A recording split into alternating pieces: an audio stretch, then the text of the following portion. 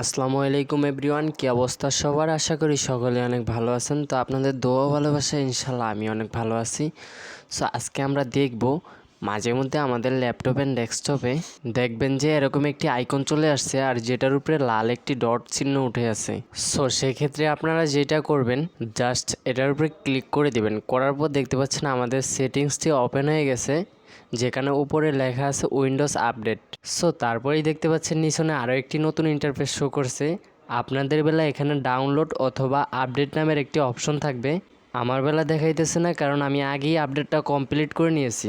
So আপনাদের বেলায় যদি ডাউনলোড এবং কি আপডেট নামের অপশনটি থাকে, আপনারা ওইটার উপরে ক্লিক করে জাস্ট আপডেট এবং ডাউনলোডটি কমপ্লিট করে নেবেন।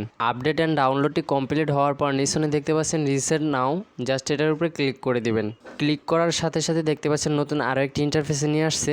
এখানে কিন্তু উইন্ডোজটি রেডি হওয়ার জন্য 1 থেকে 100 পর্যন্ত একটি কাউন্টডাউন উঠবে।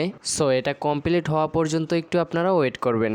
চলুন আপনাদের সুবিধার্থে এখানে একটু ভিডিওটা স্কিপ করে দিই, না হলে অনেকটাই টাইম লেগে যাবে। তারপরেই দেখতে পাচ্ছেন নতুন আরও একটি ইন্টারফেসে নিয়ে আসছে। এখানে উপরে এসপির একটি লোগো আসছে।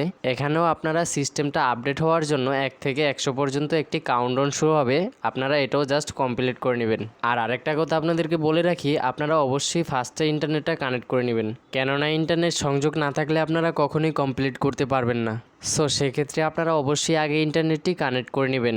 এখানে কিছুটা ওয়েট করলেই দেখতে পাবেন যে 1 থেকে 100 পর্যন্ত কাউন্টডাউনটি শুরু হয়ে গেছে। সো এখানে আমরা ওয়েট করলে ভিডিওটি অনেকটাই লং হয়ে যাবে, সেক্ষেত্রে আমরা স্কিপ করে দেব। তার কিছুক্ষণ পরেই দেখতে পাবেন যে আবারও এরকম একটি ইন্টারফেসে নিয়ে আসছে। তারপরে এখানেও একটি 1 থেকে 100 পর্যন্ত কাউন্টডাউন হয়ে আপডেটটি কমপ্লিট হবে। সো আমরা এটাও স্কিপ করে দিব।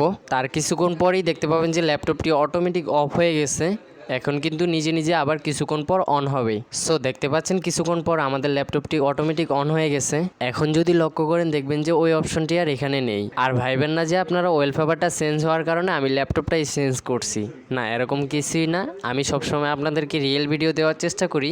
আর স্কিপ করার কারণ হচ্ছে কি, আপনাদেরকে ইম্পর্টেন্ট পার্টগুলো শেয়ার করি। আর এমনিতে যদি নর্মাল পার্টগুলো শেয়ার করতে যাই সেক্ষেত্রে ভিডিওটা অনেকটাই লং হয়ে যাবে। আর ওয়েলপেপারটি চেঞ্জ হওয়ার কারণ হচ্ছে আমরা থিমটা অটো সিলেক্ট করে রাখছি, সেক্ষেত্রে কিছুক্ষণ পর পর ওয়েলপেপারটা চেঞ্জ হয়ে থাকে। সো এরকম আরও ইন্টারেস্টিং ভিডিও পেতে পেজটিকে অবশ্যই ফলো দিয়ে রাখবেন। আর যারা ইউটিউব চ্যানেল থেকে দেখছেন চ্যানেলটিকে অবশ্যই সাবস্ক্রাইব করে রাখবেন।